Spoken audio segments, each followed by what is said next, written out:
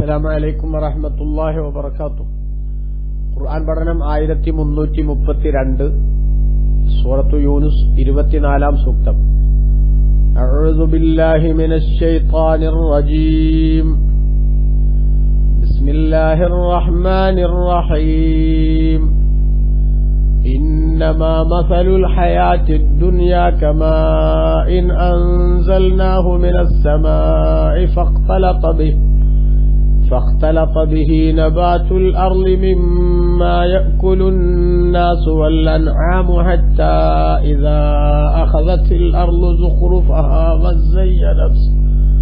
وزينت وظن أهلها أنهم قادرون عليها أتاها أمرنا ليلا أو نهارا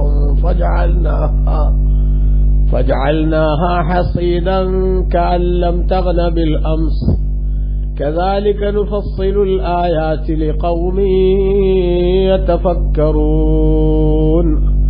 صدق الله العظيم. بسم الله والحمد لله والصلاة والسلام على سيدنا محمد وآله وصحبه ومن تبعهم بإحسان إلى يوم الدين. أما بعد. إنما مثل الحياة الدنيا.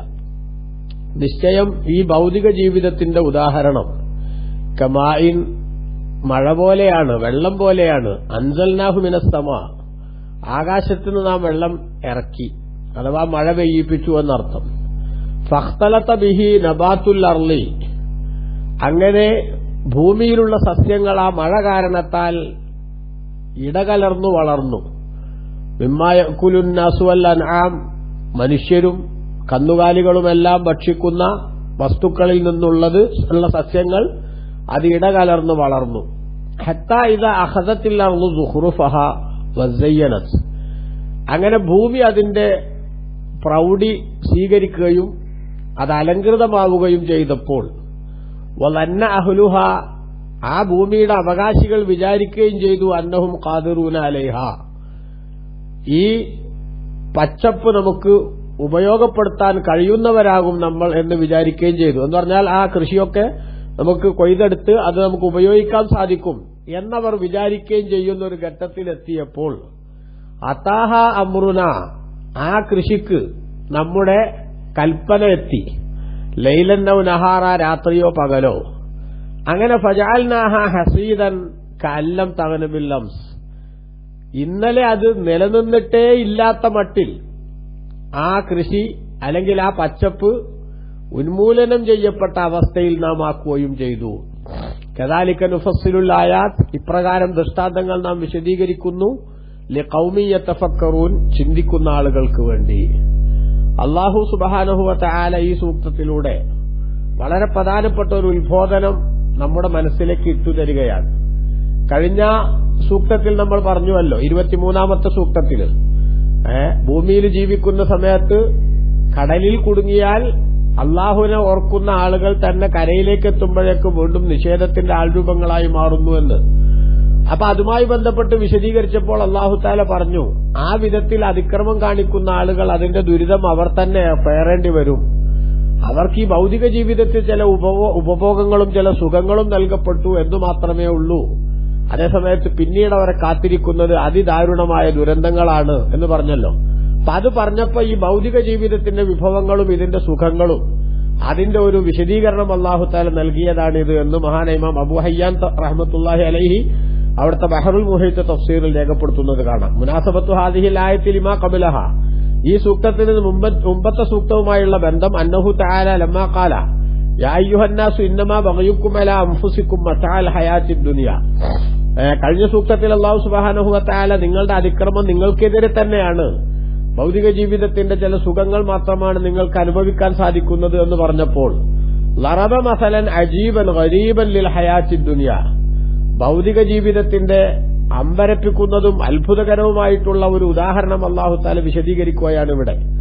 തുദക്കിറു മൻ യബ്ഗി ഫീഹാ അലാ സുർഅത്തി സവാലിഹാ വൻഖലാഇഹാ, ഈ ഭൂമിയിൽ അതിക്രമം കാണിക്കുന്ന ആളുകളൊക്കെ ഓർമ്മപ്പെടുത്തുന്ന ഒരു ഉദാഹരണമാണത്.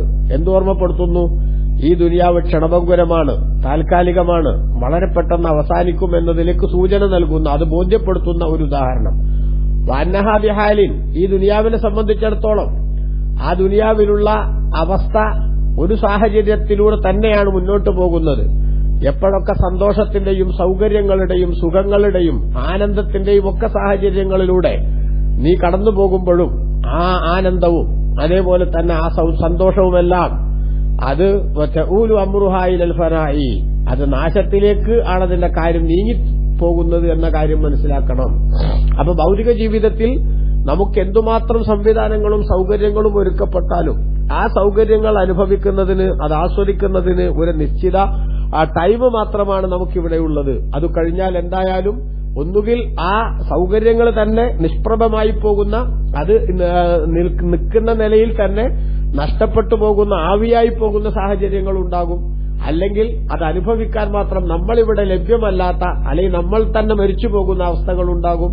ഇനി നമ്മൾ ജീവിച്ചാൽ തന്നെ അത് നമുക്ക് അനുഭവിക്കുന്നതിന് പ്രായോഗികമായ തടസ്സങ്ങളും അതേപോലെ തന്നെ കുഴപ്പങ്ങളും വരുന്ന, അത് നമ്മിൽ നിന്ന് ബ്ലോക്ക് ചെയ്യാൻ ആവശ്യമായിട്ടുള്ള സംവിധാനങ്ങൾ, രോഗാതുരമായ സാഹചര്യങ്ങൾ ഉൾപ്പെടെയുള്ള സംഗതികളൊക്കെ ഉണ്ടാവും. അതുകൊണ്ട് ഈ ദുനിയാവിന്റെ പ്രൗഢിയിലും അതിന്റെ സന്തോഷത്തിലും അതിന്റെ മികവിലും ഒന്നും ആരും അഹങ്കരിക്കുകയും നെഗളിക്കുകയും ചെയ്യരുത് എന്നാണ് അല്ലാഹു സുബ്ഹാനഹു വ തആല പറയുന്നതിന്റെ ചുരുക്കം.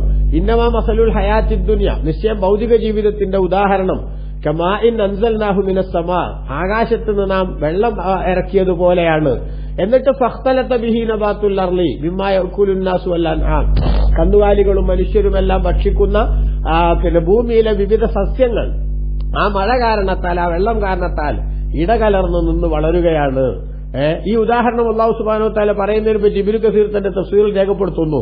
ലറബ തബാറക വ തആല മസലൻ ലിസ്ഹറത്തിൽ ഹയാത്തിദ് ദുനിയ വ സീനതിഹാ, അല്ലാഹു സുബ്ഹാനഹു വ തആല ഭൗതിക ജീവിതത്തിന്റെ പ്രൗഢിയും അതിന്റെ അലങ്കാരവും അതേപോലെ തന്നെ സുർഅത്തി ഇൻഖലാഇഹ വ സവാലിഹ, അത് എത്ര പെട്ടെന്ന് നീങ്ങിപ്പോകും, നശിച്ചുപോകും എന്നതിനും ആവശ്യമായിട്ടുള്ള ഒരു ഉദാഹരണം അല്ലാഹു തആല പറയുകയാണ്. ബിൻ നബാത്തില്ലദീ അഖ്റജഹു അല്ലാഹു മിനൽ അർളി, ഭൂമിയിൽ അല്ലാഹു തആല കൊണ്ടുവരുന്ന ഒരു സസ്യത്തെ ഉദാഹരിച്ചുകൊണ്ട്, ബിമാ അൻസല മിനസ് സമാഇ മിനൽ മാഇ, അല്ലാഹു ആകാശത്തുനിന്ന് മഴ വർഷിപ്പിച്ച് ആ മഴയിലൂടെ സസ്യങ്ങൾ വളർന്നു പൊങ്ങുന്നത് ഉദാഹരണമായി അല്ലാഹു പറയാൻ. മിമ്മാ യഅകുലുൻ നാസു മിൻ സർഇൻ വ സിമാരിൻ, മനുഷ്യന്മാർ കഴിക്കുന്ന കൃഷികൾ, അതേപോലെ തന്നെ പഴങ്ങൾ, അൽ ഇഖ്തിലാഫി അൻവാഇഹ വ അസ്നാഫിഹ, അതിന്റെ ഇനങ്ങളും അതേപോലെ തന്നെ അതിന്റെ പിന്നെ വകുപ്പുകളുമൊക്കെ വ്യത്യസ്തമായ പഴങ്ങൾ, അതേപോലെ തന്നെ വെറൈറ്റി ആയിട്ടുള്ള ഫുഡുകൾ, ഇതെല്ലാം ഭൂമിയിൽ അല്ലാഹു സുബ്ഹാനഹു വ തആല നമുക്ക് വേണ്ടി ഈ മഴ വർഷിപ്പിച്ചുകൊണ്ട് അല്ലാഹു തആല പുറത്തേക്ക് കൊണ്ടുവരുന്നു. അതേപോലെ വമതഅകുലുൽ അൻആമു മിൻ അബ്ബിൻ വ ഖൽബിൻ വ ഗൈരി ദാലിക്, കന്നുകാലികൾ കഴിക്കുന്ന പിന്നെ സസ്യങ്ങളും അതേപോലെ തന്നെ പുല്ലുപുഷ്പങ്ങളും അടക്കമുള്ള സംഗതികൾ, അതെല്ലാം ഇവിടെ വളർന്നു വലുതാകുന്നു. എന്നാൽ അതൊക്കെ വളർന്നു വലുതായി ഹത്തായിദ അഖദത്തിൽ അർദു സുഖ്റുഫഹ, ഭൂമി അതിന്റെ പ്രൗഢിയും അതിന്റെ ഭംഗിയും, ഐസീനത്തഹൽ ഫാനിയ, സുഖ്റുഫഹ എന്നതിന് ഇബ്നു കസീർ കൊടുക്കുന്ന അർത്ഥം ഐസീനത്തഹൽ ഫാനിയ, അതിന്റെ നശിക്കുന്ന ഭംഗി, അത് ആ ഭൂമി സ്വീകരിച്ചപ്പോൾ എന്ന് പറഞ്ഞാൽ കൃഷികളൊക്കെ ഇങ്ങനെ വളർന്ന് വലുതായി നല്ല പച്ചപ്പ് നല്ല രൂപത്തിൽ ഇങ്ങനെ വരുമ്പോൾ അത് കാണാൻ തന്നെ വല്ലാത്തൊരു രസമാണ് അല്ലെ. പച്ച പിടിച്ചു നിൽക്കുന്ന, പച്ച പൊതിച്ചു നിൽക്കുന്ന പിന്നെ ഭൂമിയെ ഏതൊരാളും വലിയ സൗന്ദര്യത്തിന്റെ ഉദാഹരണമായി തന്നെ ഉപമിക്കാറുണ്ട്. അപ്പൊ അങ്ങനെ അതിന്റെ താൽക്കാലികം നശിക്കുന്ന ഭംഗി എന്ന് പറഞ്ഞാൽ ആ ഭംഗിക്ക് കൂടുതൽ ആയുസ്സില്ല, വളരെ പെട്ടെന്ന് അത് നശിച്ചു പോകുന്ന സാഹചര്യമാണ്.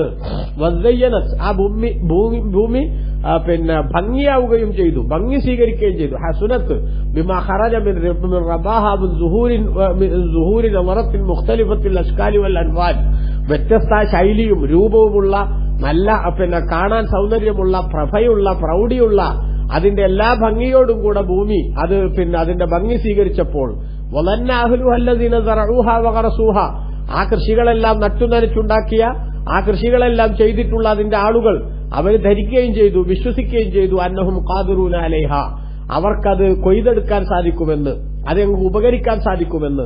അങ്ങനെ ഈ പിന്നെ വിളവെടുപ്പിന്റെ സമയം സന്തോഷത്തോടുകൂടി ഒരു കർഷകൻ അതിന്റെ വിളവെടുപ്പിന് വേണ്ടി കാത്തിരിക്കുന്ന സമയത്ത് പെട്ടെന്നിതാ സംഗതികൾ കീഴ്മേൽ മറിയുന്നു, സാഹചര്യങ്ങൾ മാറിമറിയുന്നു. അങ്ങനെ മാറിമറിയുന്നു എന്ന് മാത്രമല്ല, പെട്ടെന്ന് പിന്നെ അതാഹ അമ്രുന ലൈലൻ ഔ നഹാറ, നമ്മുടെ കൽപ്പന ആ കൃഷിക്ക് രാവിലെയോ പിന്നെ പകലോ രാത്രിയോ വരുന്നു എന്ന് പറഞ്ഞാൽ അതിനെ നശിപ്പിക്കാൻ ആവശ്യമായിട്ടുള്ള ഒരു നിർദ്ദേശം അല്ലാഹു സുബ്ഹാനഹു വ തആല നൽകുന്നു.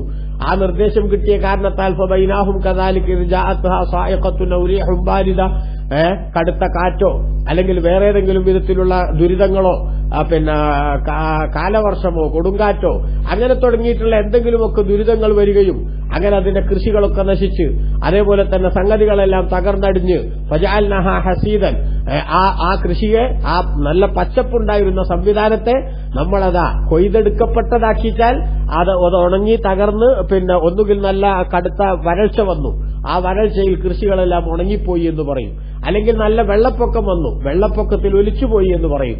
ഇങ്ങനെയുള്ള സംഗതികളൊക്കെ നിരന്തരം നമ്മൾ കണ്ടുകൊണ്ടിരിക്കുന്നതും മനസ്സിലാക്കിയിട്ടുള്ളതുമാണ്.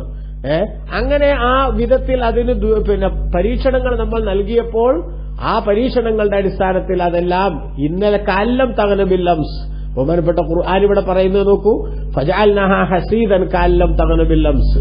ഇന്നലെ അതിവിടെ നിലനിന്നിട്ടേ ഇല്ലാത്ത മട്ടിൽ ആ കൃഷി ഉന്മൂലനം ചെയ്യപ്പെട്ടതാക്കി നമ്മൾ മാറ്റി. എല്ലാം ഒലിച്ചുപോയിരിക്കുന്നു, അല്ലെങ്കിൽ എല്ലാം ഉണങ്ങിപ്പോയിരിക്കുന്നു, അല്ലെങ്കിൽ എല്ലാം കത്തിപ്പോയിരിക്കുന്നു. ഇങ്ങനെയുള്ള ദുരിതങ്ങളുടെ ഒക്കെ ധാരാളം ഉദാഹരണങ്ങൾ നമ്മൾ പലപ്പോഴും കേൾക്കാറും മനസ്സിലാക്കാറുമില്ലേ? ആ സംഗതിയാണ് അല്ലാഹു തആല വിശദീകരിച്ചുകൊണ്ട് പറയാണ്, കദാലിക നുഫസ്സിലുൽ ആയാതി ലിഖൗമിൻ യതഫക്കറൂൻ. ചിന്തിക്കുന്ന ആളുകൾക്ക് വേണ്ടി ഇപ്രകാരം ദൃഷ്ടാന്തങ്ങൾ നമ്മൾ വിശദീകരിക്കുന്നു. അല്ലാഹു സുബ്ഹാനഹു വ തആല ഭൗതിക ജീവിതത്തിന്റെ പ്രൗഢിയിലും അതിന്റെ അലങ്കാരത്തിലും അതിന്റെ സൗകര്യങ്ങളിലുമൊക്കെ മതിമറന്നു പോകുന്ന ആളുകൾക്ക് ഹൃദയസ്പർക്കായ ഒരു ഉപദേശവും ഒരു ഉത്ബോധനവും നൽകുകയാണ് ഇവിടെ. ഭൗതിക ജീവിതത്തിന്റെ പ്രൗഢിയും സന്തോഷവും കണ്ട് ആരും നകളിക്കണ്ട.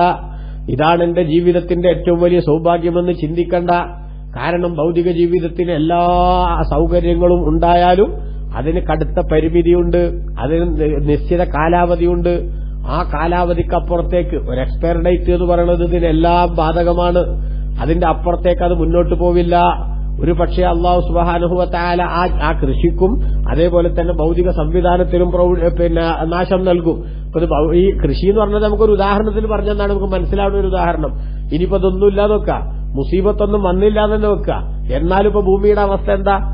നല്ല മഴയൊക്കെ പെയ്ത് പച്ചപ്പൊക്കെ നന്നായിട്ട് വന്ന് ഭൂമിയൊക്കെ പച്ച പിടിച്ചു നിൽക്കുന്ന ആ ഒരവസ്ഥ. പിന്നീട് വരൾച്ചയുടെ കാലഘട്ടം വന്നാലോ ഒക്കെ പുല്ലുകളൊക്കെ ഉണങ്ങിപ്പോയി പച്ച തരിശായി കിടക്കുന്ന സാഹചര്യം നമ്മൾ കാണുന്നില്ലേ? അപ്പൊ ഇതാണ് ഭൗതിക ജീവിതത്തിന്റെ മൊത്തത്തിലുള്ള അവസ്ഥ. എന്ത് പ്രൗഢിയും എന്ത് സന്തോഷവും അതെല്ലാം നിമിഷ നേരം കൊണ്ട് തകർന്നടിഞ്ഞ് ഒന്നുമില്ലാത്ത അവസ്ഥയിലേക്ക് എത്തും. അതുകൊണ്ട് ഭൗതിക ജീവിതത്തിന്റെ പ്രൗഢിയിലും സുഖത്തിലും അഭിമാനം കൊള്ളുകയും ഇതാണ് ലോകം, ഇതാണ് ജീവിതം എന്ന് ചിന്തിക്കുകയും ചെയ്യുന്ന ദുസ്വഭാവത്തിനോട് വിട പറയാൻ നമുക്ക് സാധിക്കണം. ഈ ജീവിതത്തിലെ സുഖങ്ങളും സന്തോഷങ്ങൾക്കുമെല്ലാം താൽക്കാലികമായ ആയുസ്സേ ഉള്ളൂ എന്ന യാഥാർത്ഥ്യം തിരിച്ചറിഞ്ഞ് അനന്തമായ പാരത്രിക ജീവിതത്തിന്റെ സുഖവും സന്തോഷവും ഒരിക്കലും നഷ്ടപ്പെടാത്ത സൗഭാഗ്യങ്ങളും അത് ആസ്വദിക്കാൻ ആവശ്യമായിട്ടുള്ള മുൻകരുതൽ നമ്മുടെ ജീവിതത്തിൽ എടുക്കണം. ഭൗതിക ജീവിതത്തിന്റെ താൽക്കാലിക സന്തോഷത്തിനു വേണ്ടി അനന്തമായ പാരത്രിക ജീവിതത്തിന്റെ സൗഭാഗ്യങ്ങളെ, പെർമനന്റായ സംവിധാനങ്ങളെ തട്ടിത്തെറിപ്പിക്കുന്ന ബുദ്ധിമോശം നമ്മൾ കാണിക്കാതിരിക്കണം എന്ന് മാത്രമാണ് ഈ ആയത്തുകൊണ്ട് അല്ലാഹു സുബ്ഹാനഹു വ തആല നമ്മളോട് പറയുന്നത്. നോക്കൂ, ബഹുമാനപ്പെട്ട നബി സല്ലല്ലാഹു അലൈഹി വസല്ലം തങ്ങൾ ഉദാഹരണത്തിലൂടെ നമുക്ക് പറഞ്ഞു തന്നിട്ടുണ്ട്. ഇബ്നു കസീർ തന്റെ തഫ്സീറിൽ പറയുന്നു, കാര്യങ്ങളൊക്കെ അങ്ങനെ തന്നെ വഹാകദൽ ഉമൂറു ബഅദ സവാലിഹാ കഅന്നഹാ ലം തകുൻ. ഭൂമിയിലുള്ള സംവിധാനങ്ങളും സൗകര്യങ്ങളും ഒക്കെ അതങ്ങ് ഇല്ലാണ്ടായാൽ ഇന്നലെ അതിവിടെ എല്ലാത്തൊരു ഫീലിംഗ് ആയിരിക്കും, പിന്നെ അത് മാറും അല്ലേ? എന്തൊക്കെ സൗകര്യങ്ങൾ ഇവിടെ ഉണ്ടായി, അത് തകർന്നു പോയാൽ ഇവിടെ ഒന്നും ഉണ്ടായിരുന്നില്ല എന്ന തോന്നലായിരിക്കും പിന്നെ കാണുന്നവർക്കുണ്ടാകുക. അതുകൊണ്ട് വലിഹാദാ ജാഅ ഫിൽ ഹദീസ്, ഇതുകൊണ്ടാണ് ഹദീസിൽ വന്നിട്ടുണ്ട്, യുഅ്താ ബി അൻഉമി അഹ്ലി ദുനിയ, ദുനിയാവിലെ ഏറ്റവും കൂടുതൽ ബി അൻഉമി അഹ്ലി ദുനിയ, ദുനിയാവിന്റെ ആളുകളുടെ കൂട്ടത്തിൽ ഏറ്റവും സൗകര്യങ്ങൾ, സൗഭാഗ്യങ്ങൾ, അനുഗ്രഹങ്ങൾ അത് നൽകപ്പെട്ട ഒരാൾ അയാളെ കൊണ്ടുവരപ്പെടുന്നു പരലോകത്ത്. എന്നിട്ട് ഫയുഗ്ദസു ഫിന്നാരി ഗമസ, അയാളെ നരകത്തിൽ മുക്കിയെടുക്കുന്നു, നരകത്തിൽ മുക്കിയെടുക്കുന്നു. സുമ്മ യുഖാലു ലഹു, എന്നിട്ട് അയാളോട് ചോദിക്കപ്പെടുന്നു, ഹൽ റഅയ്ത ഖൈറൻ ഖത്തു, നീ വല്ല നന്മയും കണ്ടിട്ടുണ്ടോ?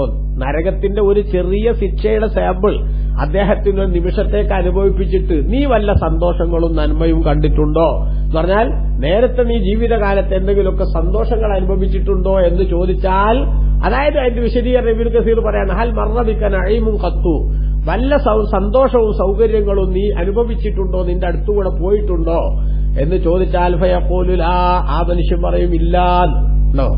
ഭൂമി ലോകത്ത് ജീവിക്കുന്ന സമയത്ത് 24 മണിക്കൂറും അയാൾ എൻജോയ് ചെയ്യായിരുന്നു. അങ്ങനെ ഇന്ന് പല തലതിരിഞ്ഞ ആൾക്കാരും പറയാ, ഈ ലൈഫ് എൻജോയ് ചെയ്യാനുള്ളതാണ്, ഇത് നമ്മൾ ആസ്വദിക്കണം. ഇത് കഴിഞ്ഞാൽ തീർന്നു, പിന്നൊന്നുമില്ല, പുനർജന്മമില്ല, അതേപോലെ തന്നെ വിചാരണയില്ല, കണക്ക് ചോദ്യമില്ല, പ്രതിഫലവുമില്ല, ശിക്ഷയില്ല, നരകമില്ല, സ്വർഗമില്ല. അതുകൊണ്ട് ഈ ലൈഫ് എൻജോയ് ചെയ്ത് നമുക്കങ്ങ് അടിച്ചു പൊളിക്കാം. ഇതല്ലേ ഇന്ന് നാട്ടിൽ പലരും പറഞ്ഞുകൊണ്ടിരിക്കുന്നത്.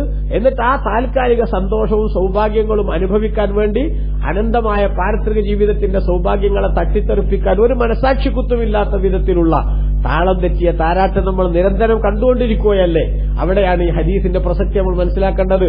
ഭൂമിയിൽ ജീവിച്ച കാലം മുഴുവനും ലൈഫ് എൻജോയ് ചെയ്ത് സൗകര്യങ്ങളും സന്തോഷങ്ങളും ഒക്കെ അടിച്ചു പൊളിച്ച് കഴിച്ചു കൂട്ടിയിട്ടുള്ള മനുഷ്യൻ അവനെ നരകത്തിലൊന്ന് മുക്കിയെടുത്തിട്ട് മലക്കുകൾ ചോദിക്കാണ്, നീ വല്ല സന്തോഷവും അനുഭവിച്ചിട്ടുണ്ടോ എന്ന് ചോദിച്ചാൽ അവൻ പറയില്ല, ഒരു സന്തോഷവും അനുഭവിച്ചിട്ടില്ല എന്ന് പറഞ്ഞാൽ ഭൂമിയിൽ അനുഭവിച്ചുകൊണ്ടിരുന്ന സന്തോഷങ്ങളൊക്കെ ഒരു നിമിഷ നേരത്തെ പാരത്രിക ജീവിതത്തിന്റെ ശിക്ഷ അനുഭവിച്ചതോടുകൂടി അവൻ മറന്നുപോയി. പിന്നീട് അവൻ ഈ ദുരിതം മാത്രം അനുഭവിക്കാനുണ്ടാവുക. അള്ളാഹു നമ്മളെ കാത്തുരക്ഷിക്കട്ടെ. അതേസമയത്ത്